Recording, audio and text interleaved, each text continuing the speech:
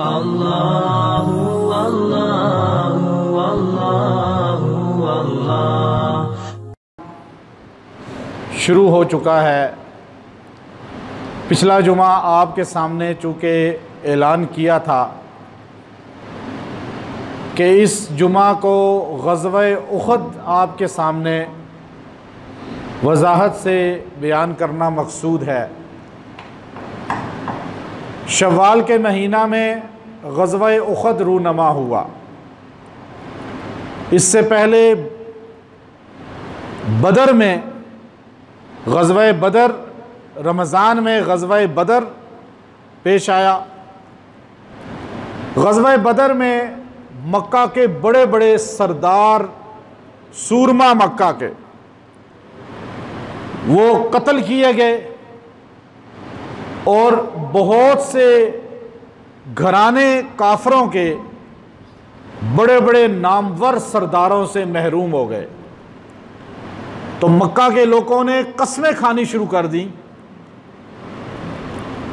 यहां तक कि अबू जहल जब बदर में कत्ल हुआ, हैरत की बात यह थी कि अबू जहल एक सरदार था, बड़ा नाम था और उसको बड़ी इज्जत और पजीराई हासिल थी, लेकिन अल्लाह ने इतने बड़े नाम वाले को दो छोटे बच्चों से कत्ल करवाया। यह जिल्लत की बात थी उनके लिए कि सरदार मक्का का, काफरों का सरदार, दो बच्चों के हाथों कत्ल हो गया। तो मक्का के लोगों ने मक्का वापस जाकर कस्में खाईं। इब्ने कसीर रहमतुल्लाह अलैह ने लिखा और इब्ने असीर रहमतुल्लाह अलैह ने भी लिखा कि मक्का के लोगों ने मक्का जाके कस्में खाईं, हम गुस्ल नहीं करेंगे जब तक अपने जो कत्ल हो चुके हैं उनका बदला न ले लें। बाज ने कहा हम खाना नहीं खाएंगे जब तक हम अपने मकतूलीन का बदला न ले लें। एक मालदार खातून थी मक्का की, काफिर, उसका बेटा, तीन बेटे, जिलास, किलाब, मुसाफे, जिनके नाम इब्ने असीर ने लिखे हैं, और तलीहा उसका खावन।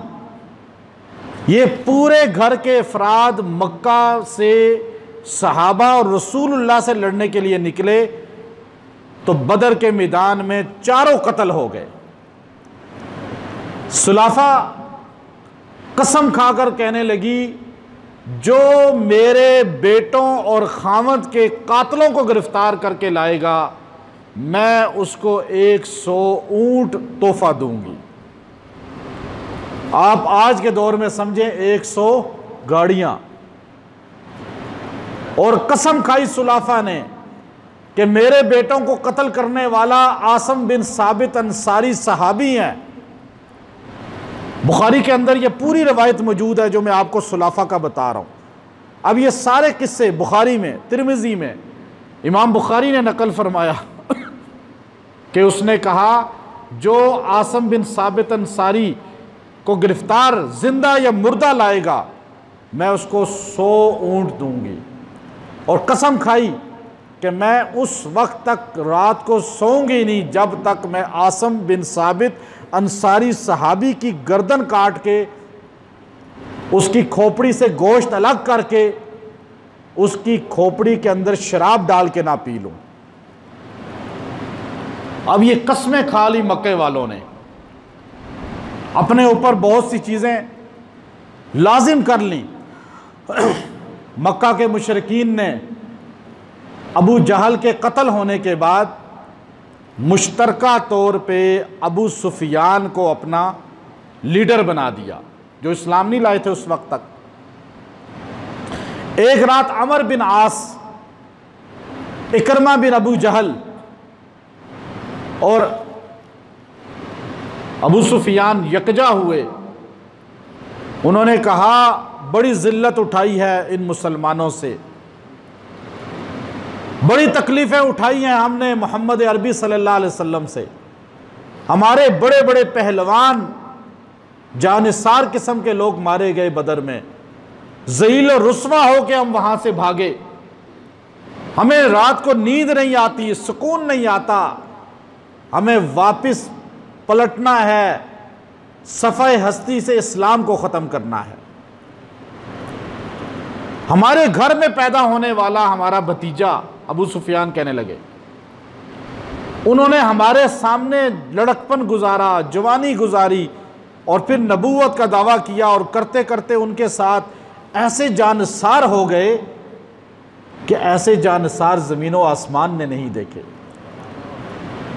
इब्न कसीर ने खुद वाक़या नकल फरमाया है अमर बिन आस का, जो इस वाक़े में शरीक है। अभी वो भी मुसलमान नहीं हुए थे, बड़े सरदार थे और चालें चलने के इतने माहिर थे कि पूरे अरब की तारीख में अमर बिन आस से बड़ा दिमाग किसी का नहीं था।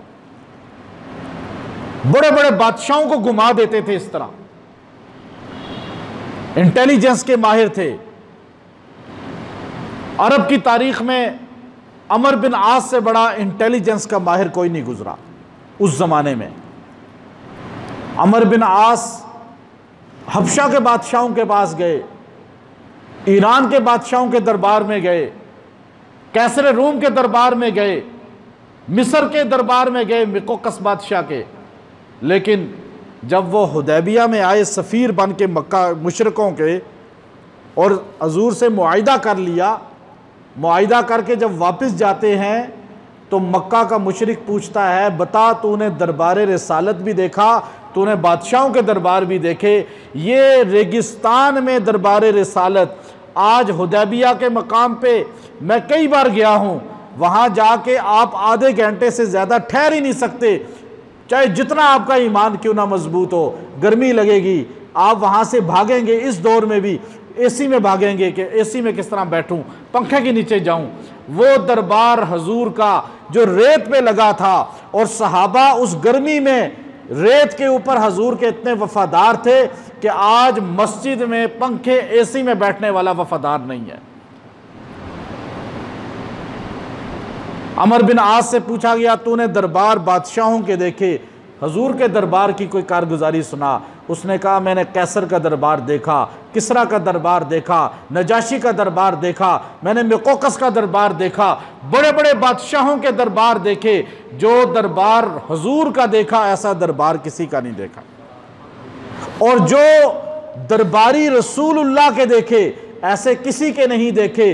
बादशाहों के दरबारी तलवार के जोर पे अकीदत करते हैं, मोहम्मद के गुलाम दिल से हजूर की गुलामी करते हैं।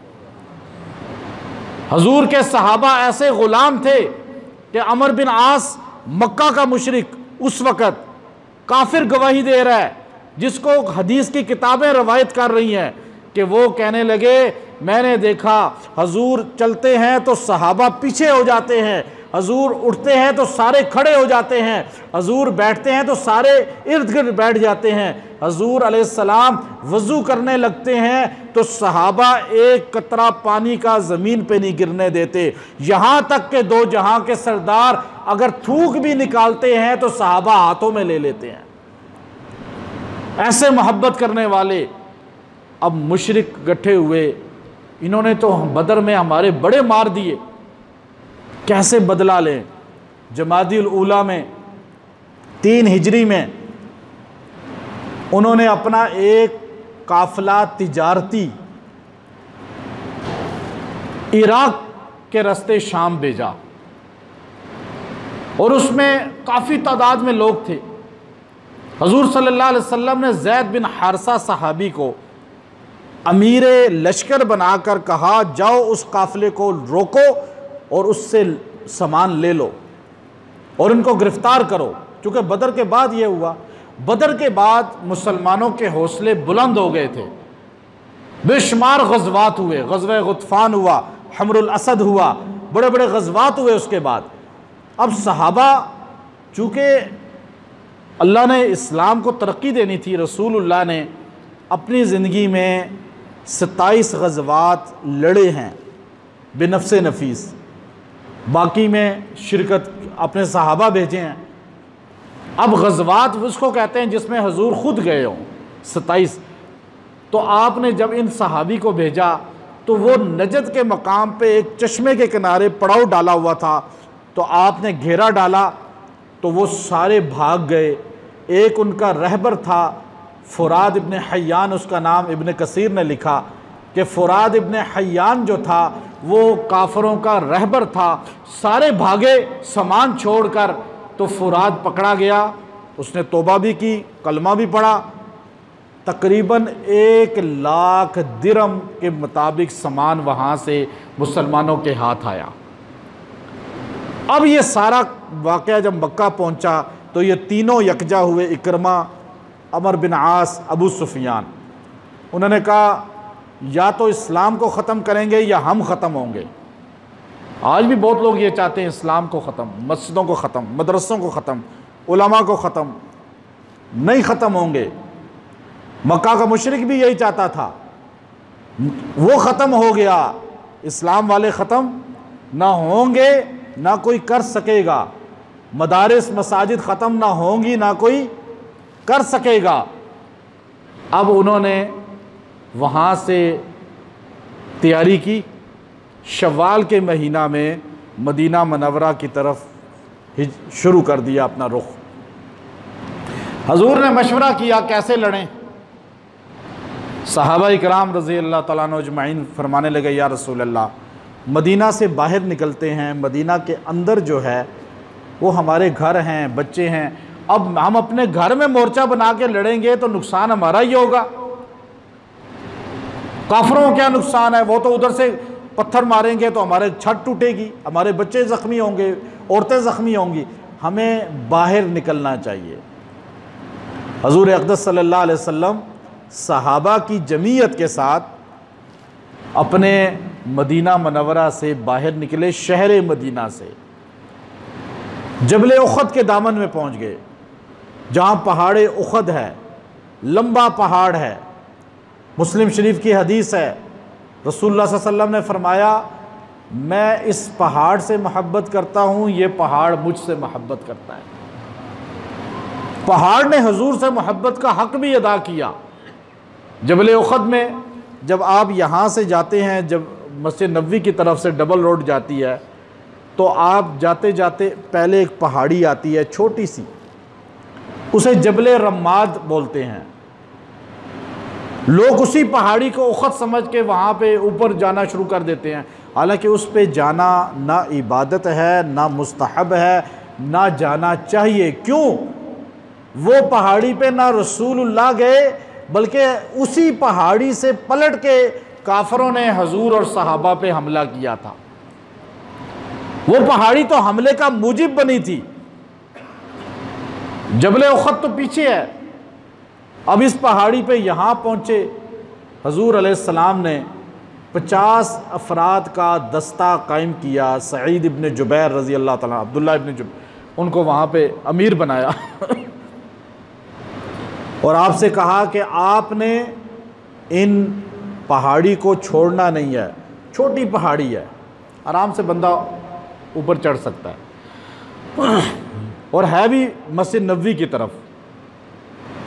का इस पहाड़ी के ऊपर आपने मोर्चे बना लेने हैं, यहाँ से हिलना नहीं है। 50 तीर अंदाज वहाँ बैठ गए, तीर कमानों में डालकर।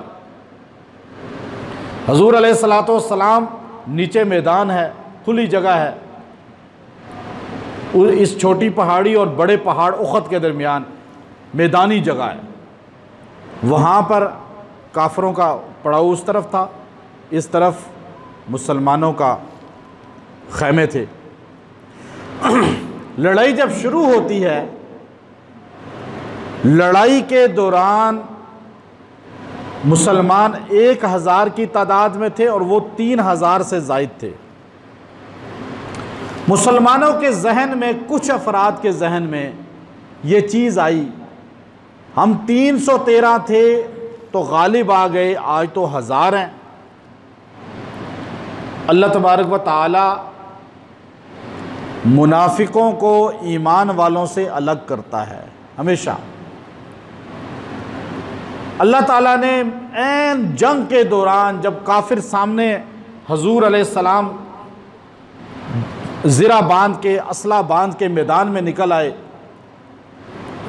तो ऐन जंग के दौरान हजूर के सामने एक मुनाफिक आया, दूसरा आया, तीसरा आया, 10 आए, 20 आए, 100 आए, 200 आए, यहाँ तक के 300 आ गए। आकर कहने लगे या रसूल अल्लाह, बीवी अकेली है घर में, बच्चे अकेले हैं, फसलें पकी हुई हैं, कोई उज़र करे, कोई क्या उज़र करे। हजूर किसी को नहीं कहते थे ठहर जाओ, सामने काफिर हैं, अभी जंग का वक्त है, घर से क्यों आए थे मेरे साथ? नहीं, जब कोई कहता या रसूलल्लाह इजाज़त है, आप कहो जाओ, या रसूलल्लाह घर में मसला है, जाओ। भाई जो दिल से नहीं है तो वो आपका कभी नहीं हो सकता। जमहूरियत में गिनती पूरी करना ये इसीलिए तो नाकामी है हमारी, हम गिनतियां पूरी करते हैं। हजूर ने ये सिखाया है गिनती पूरी नहीं करनी, दिल वालों को देखना है। 1000 में से 700 बाकी बच गए, 300 मैदान से चले गए। ये जाने वाले कुरान इनको मुनाफिक कहता है, मुनाफिक थे। बदर में चूंकि 3 साल पहले बदर का मार्का पेश आया था, बदर के शरीक होने वालों को अल्लाह ने कहा था इअमलू मा शिअ्तुम, आज के बाद कुछ भी करो तुम्हें अल्लाह कोई सज़ा नहीं देगा, बख्शे गए हो सारे। इस आसमान के नीचे बदरी सहाबा वो हैं जिनको अल्लाह ने दुनिया में कहा कि अब कुछ भी करो, बाद में ज़िंदगी में कोई भी काम करो, अल्लाह तुम्हें अब पकड़ेगा नहीं। ये एजाज़ किसी को नहीं मिला कि अल्लाह के जो मर्ज़ी करो, जाओ, खुली डील। अल्लाह को पता था कि बदरी सहाबा के दिल इतने मजबूत हैं कि कभी अल्लाह रसूल की नाफरमानी नहीं कर सकते। एतमाद था तो अल्लाह ने कहा ना। आपको किसी पे एतमाद होता है तो आप कहते हैं भाई ये मेरा ख़ास बंदा है, जो मर्ज़ी करे। क्या मतलब है, चोरी भी करे? नहीं नहीं, आपको एतमाद है। अल्लाह कह रहा है जो मर्ज़ी करो, अब तुम इतने पक्के हो रसूलुल्लाह के जानसार ग़ुलाम कि अब तुम ग़ुलामी रसूल से कभी निकल नहीं सकते हो। अब वो 313 के कारनामे अल्लाह ने कुरान में बयान किए थे, कुरान उतरता था, हदीस बयान की हजूर ने, तो बच्चों के अंदर भी शौक़ पैदा हो गया। अब हमारे तो बच्चों में शौक़ क्यों नहीं है? हमारे बच्चों को सहाबा का पता ही नहीं है। क्या पता उनको? तो माइकल जैक्सन का पता है, उनको अदाकारों का पता है, वो अदाकार बनना चाहते हैं। बच्चे सहाबा के जब हजूर निकलने लगे उखद के लिए, तो हज़रत साद बिन अबी वक़ास कहते हैं मेरा छोटा भाई, अभी उम्र उसकी कम थी, हजूर बच्चों को बुलाते थे, देखते थे जिसका कद ज़रा लंबा है तो जो लड़ सकता है तो उसको कहते थे तू चल, तू भी चल। और बच्चे इतने जोशीले थे कि हज़रत साद कहते हैं मेरा भाई का कद छोटा था तो बच्चे लाइन में खड़े थे तो मेरा भाई पंजों के बाहर खड़ा हो गया कि मुझे हजूर लंबा समझ के ले जाएं। एक औरत आ गई, या रसूल अल्लाह मेरा बेटा कोई नहीं, मेरा खामद बदर में शहीद हो गया है और ये बेटा मेरा पैदा हुआ है उसके बाद, अब ये 3 साल के करीब है, आप इसको ले जाएं। कहा ये क्या करेगा? कहा लड़ तो नहीं सकता लेकिन आपके लिए ढाल बन सकता है, तीर अपने जिस्म पे रोकेगा, खुद शहीद हो जाएगा लेकिन आपको ज़ख्म नहीं आने देगा। ऐसे जज्बे वाले सहाबा थे। तो अब उखद में हजूर चले हैं तो आपके साथ 700 की तादाद थी मुखलिसीन की, सहाबा की। अब जंग शुरू होती है, काफिरों पे हमला, काफिर भागना शुरू हो गए। चूँकि लड़ाई इतनी शदीद हुई, एकदम अल्लाह ने मुसलमानों को गलबा दे दिया, काफिरों को मगलूब कर दिया। काफिर दौड़े इस तरह। अच्छा, काफिर जब इस तरह दौड़े, ये पहाड़ी है, ये पहाड़ी है, ये मस्जिद नबवी है, रोड पे, डबल रोड पे, मिसाल के तौर पे मैं आपको पूरा नक्शा एक ऐनुल यकीन का बता रहा हूँ। अब यहाँ पहाड़ी है, ये मैदान है, इस मैदान से यूं सहाबा भागे, उनके पीछे सहाबा यूं भागे, काफिर आगे भागे। माले गनीमत वो माल होता है जो काफिर मैदान जिहाद में छोड़ के भागता है, और मुसलमान वो माल जमा करते हैं और उस माल को बैतुल माल में पहुंचाया जाता है, और अमीरुल मुमिनीन, अमीरुल लश्कर जो होता है, बादशाह वक़्त जो अमीर होता है, वो उस माल को अल्लाह का भी हिस्सा निकालता है। यसअलूनका अनिल अनफाल कुलिल अनफालु लिल्लाहि वर रसूल। फरमाया अनफाल क्या है, माल गनीमत क्या है। सूरत उतर गई पूरी, माल गनीमत पर पूरी सूरत उतरी कुरान की। यसअलूनका, आपसे पूछते हैं अनफाल क्या है। अनफाल माल गनीमत वो है जो अल्लाह और उसके रसूल का हक है, अहले ईमान का हक है, वो फिर तकसीम होता है सब में। हजूर अलैहिस्सलाम ने तकसीम किए माल गनीमत, अपना भी हिस्सा निकाला।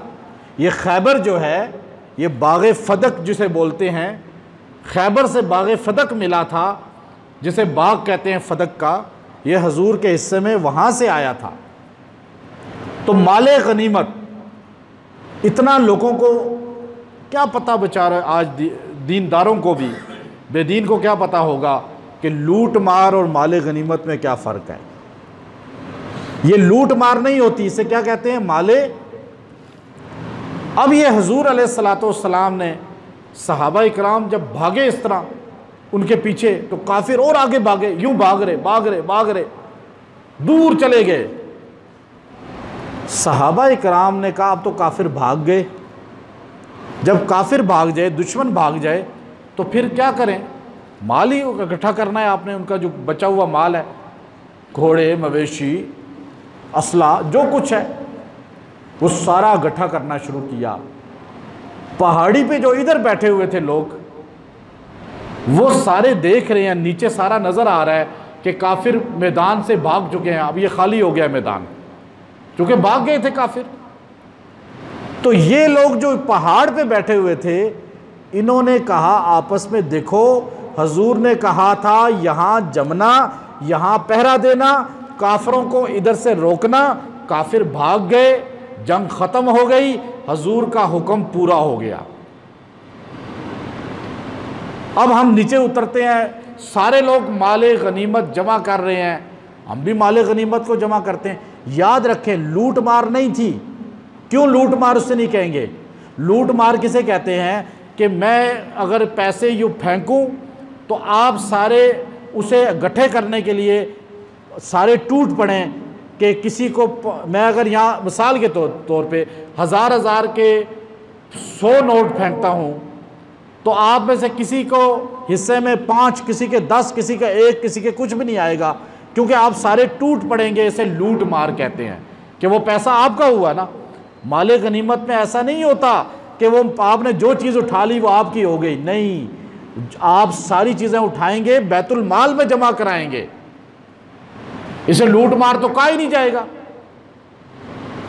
कोई कह ही नहीं सकता, जहालत की वजह से कोई कहे तो कहे। इसे माले गनीमत। अच्छा, अब अदब का ख्याल बहुत ज़रूरी है। जब सहाबा, औलिया, अंबिया, किसी भी बड़ी हस्ती की बात आए तो अदब को मलहूज़ रखना बहुत ज़रूरी है। अल्फाज ऐसे इस्तेमाल करें। सहाबा बैतुल माले गनीमत को जमा करने लगे। सरदारे काफिला ने कहा, पहाड़ी रमाद वाले के हज़रत इब्ने जुबैर ने, कि भाई हजूर ने कहा था बैठे रहना। उन्होंने कहा हजूर ने कहा था जब तक जंग है बैठे रहना, जंग ख़त्म हो गई। अब ये इख्तिलाफ राय हुआ, इसे इज्तिहादी गलती कहते हैं, इसे नाफरमानी नहीं कहते। याद रखिए ये मेरी बात,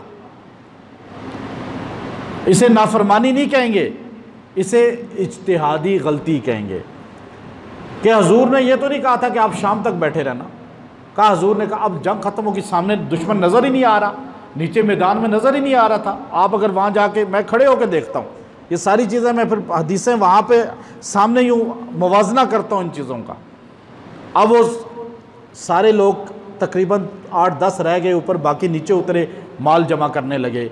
और हज़रत खालिद बिन वलीद रज़ी अल्लाह ताला अन्हु मुसलमान नहीं हुए थे उस वक़्त तक। हज़रत ज़रार बिन खिताब हज़रत उमर के भाई, वो भी मुसलमान नहीं हुए थे उस वक़्त।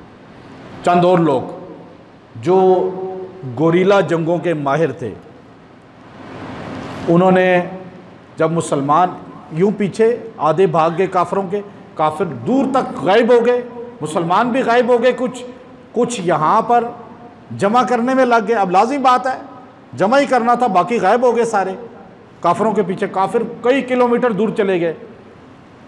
हज़रत खालिद ने उस तरफ से, ये पहाड़ी में आपको बता रहा था ना, ये पहाड़ी है, ये मैदान था। हज़रत खालिद इधर से आए, इस पहाड़ी से यहाँ से ऊपर हुए और ऊपर आकर यहाँ पहले इन 10 को शहीद किया। उसके बाद नीचे उतर के बैतुल जो माले गनीमत जमा कर रहे थे उन पे यकदम हमला कर दिया।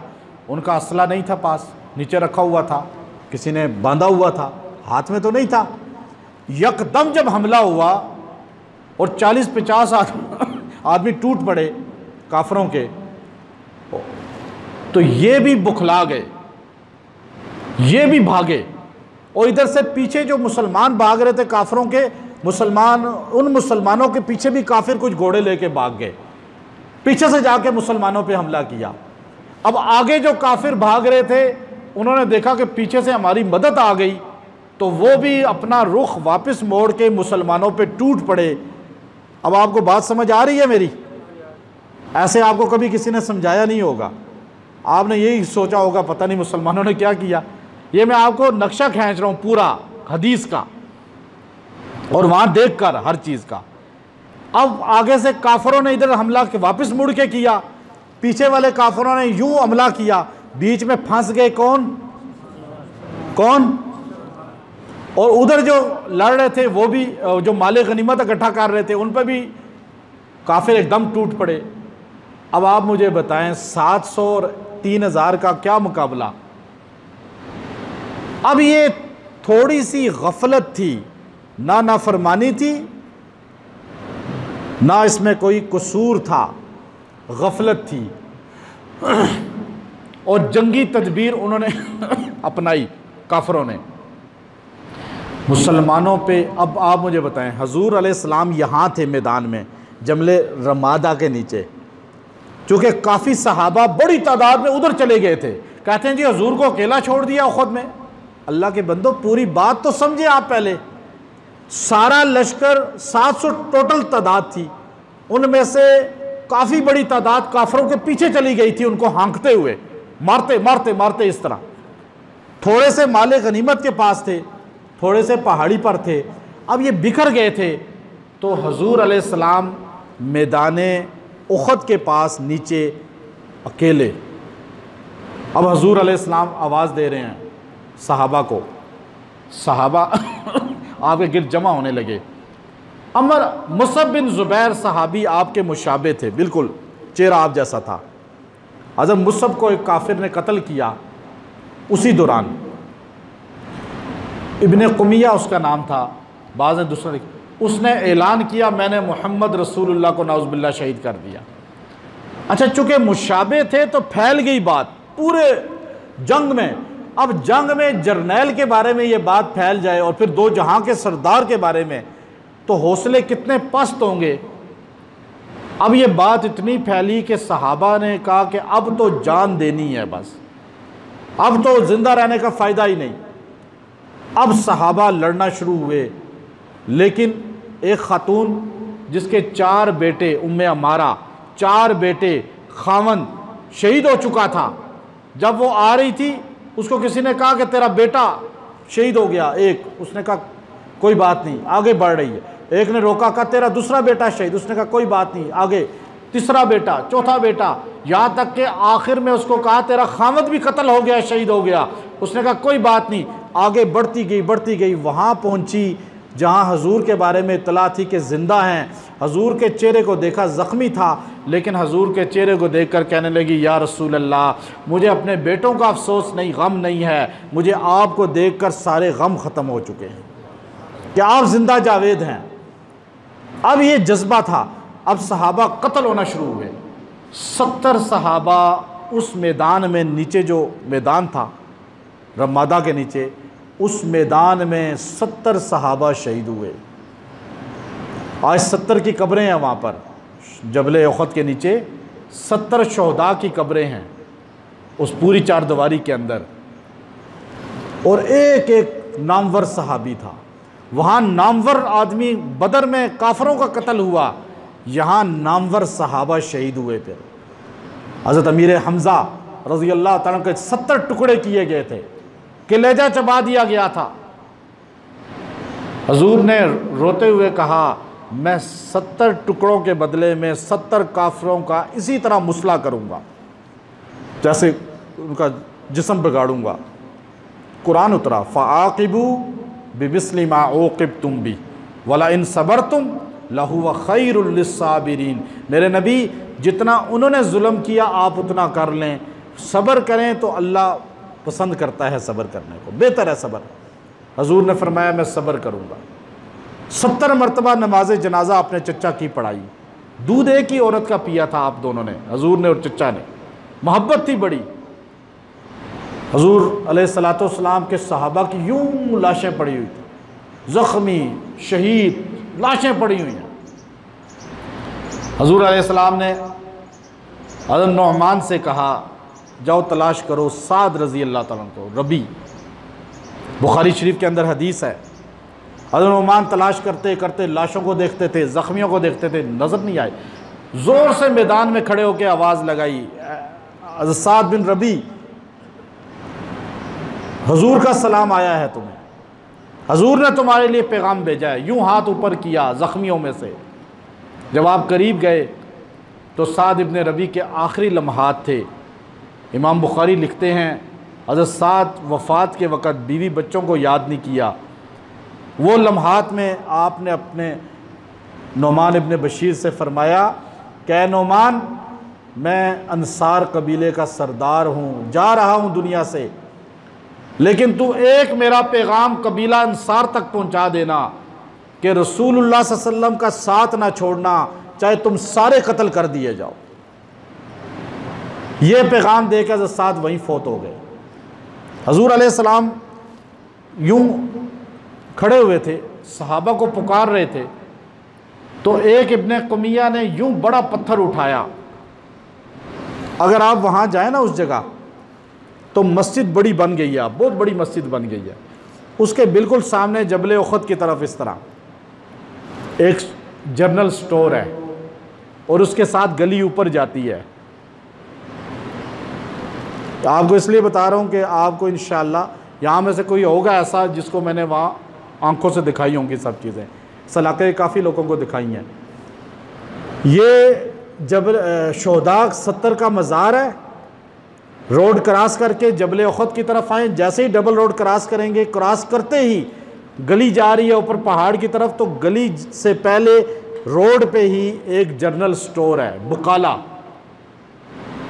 उस जनरल स्टोर के सामने जो फुटपाथ है उसके ऊपर टाइलों का कुछ निशान है। वो जगह है, गड़ा था जहाँ रसूलुल्लाह सल्लल्लाहु अलैहि वसल्लम खड़े थे। तो उस काफिर ने यूं पत्थर उठाया, हजूर की तरफ फेंका, बड़ा पत्थर था। सहाबा इकराम उस वक़्त जमा हो रहे थे, पत्थर जाके हजूर के यूं लगा, हजूर चेहरे मुबारक पे, हजूर यूं पीछे गिरे, गड़े के अंदर गिर गए और आप अलैहिस्सलातु वस्सलाम का चेहरा सारा ज़ख्मी हो गया। और एक बदबख्त ने लोहा जो मारा उसका, तो दांत ये वहीं पर आपके सामने जबड़ा सारा ज़ख्मी हो गया ये। और उसकी कड़ियाँ जो थी लोहे की, वो आपके अंदर फंस गई दांतों में, या इसके अंदर, दांतों में नहीं, ऊपर गोश्त के अंदर। अब ये निकलती तो आपकी तकलीफ़ ख़त्म होती। सहाबा इकराम जमा होना शुरू हो गए थे।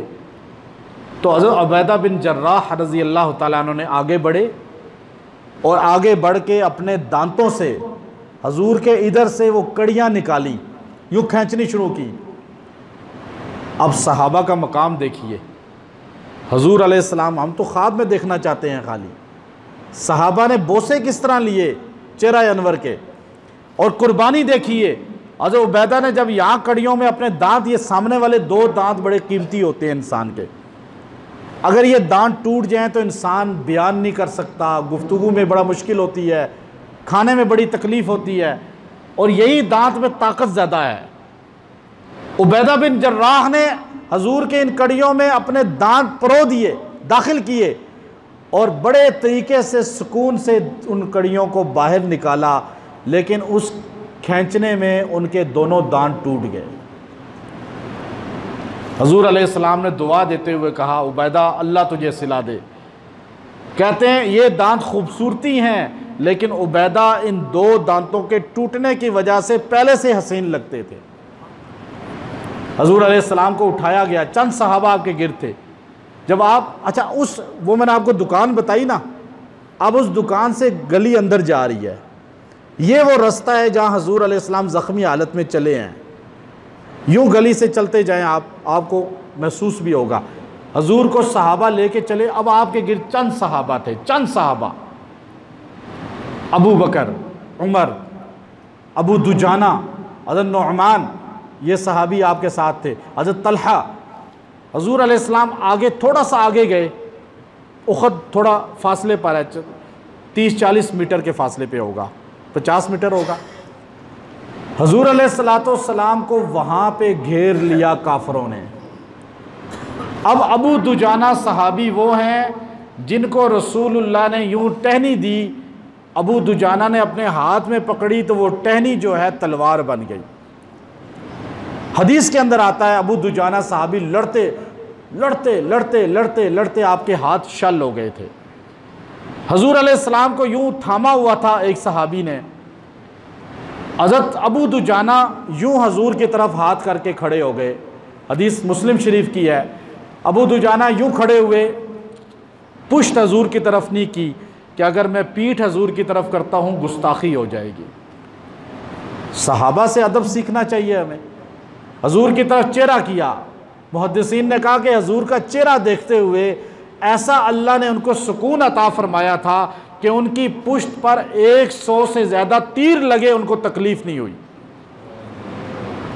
तीर लगते गए अपने पुश्त पे और यूँ हजूर की तरफ उन्होंने, और यहाँ तक कि हज़रत नुअमान हजूर के लिए दिफा में लड़ रहे थे, एक तीर आया हज़रत नुअमान की यूँ आँख में दाखिल हो गया और आँख पूरी बाहर निकल आई। हजूर अलैहिस्सलाम ने वो आँख बिल्कुल कीमा बन चुकी थी। हजूर अलैहिस्सलाम ने अपने हाथ में वो आँख रखी और यूँ, ये हदीस के अंदर मौजूद है, हजूर ने वापस यूँ फिट की और उसके ऊपर अपना थूक लगाया, आँख वैसे ही पहले जैसी हो गई। हजूर अलैहिस्सलाम ने कहा कौन है जो रोकेगा इन काफरों को? हज़रत तलहा ने कहा या अना या रसूल अल्लाह। तो एकदम एक अंसारी खड़ा हो गया, नौजवान, मैं या रसूल अल्लाह। हजूर ने कहा लड़ो। वो अंसारी सामने आके, हजूर यूँ खड़े हैं, काफिर सारे हमला कर रहे हैं, वो अकेला अंसारी लड़ते लड़ते वहीं शहीद हो गया। फिर हजूर ने कहा कौन है जो इनके लिए मेरा दिफा करेगा? अना या रसूलल्लाह, तलहा। हजूर, एक अंसारी खड़ा हुआ, हजूर ने कहा तू लड़। यूं करते करते 10 अंसारी शहीद हो गए। जब सामने कोई नहीं था मुसलमान उस वक़्त, तो हजूर ने फिर जब कहा तो अबू तलहा कहने लगे अना या रसूलल्लाह। हजूर अलैहिस्सलाम को वहाँ से, याद रखें, उस जगह पे जब लेकर गए, वहाँ तक पहुँचते पहुँचते 10 अंसारी शहीद हो गए थे।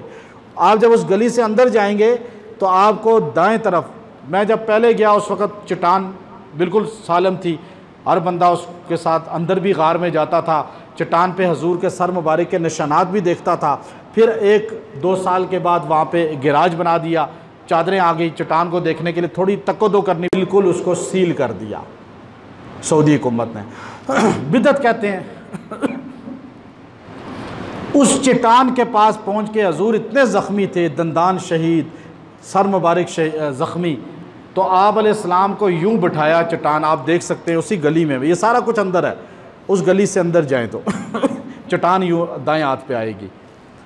उस चट्टान पे हजूर ने यूं टेक लगाई, सर मुबारक यूं रखा, तो उस पे आज भी निशान है हजूर के सर मुबारक का। वो नरम फोम बन गई चट्टान। फिर हजूर को उठाया, उठाकर उसके साथ ही उस चट्टान के बिल्कुल साथ जुड़ी हुई गार है, छोटी सी गार, उसके अंदर हजूर बैठ गए, अबू बकर बैठ गए, उमर बैठ गए, उस्मान बैठ गए, हज़रत तलहा बैठ गए, हज़रत अली बैठ गए। उस गार के अंदर 5-6 आदमी बैठ सकते हैं।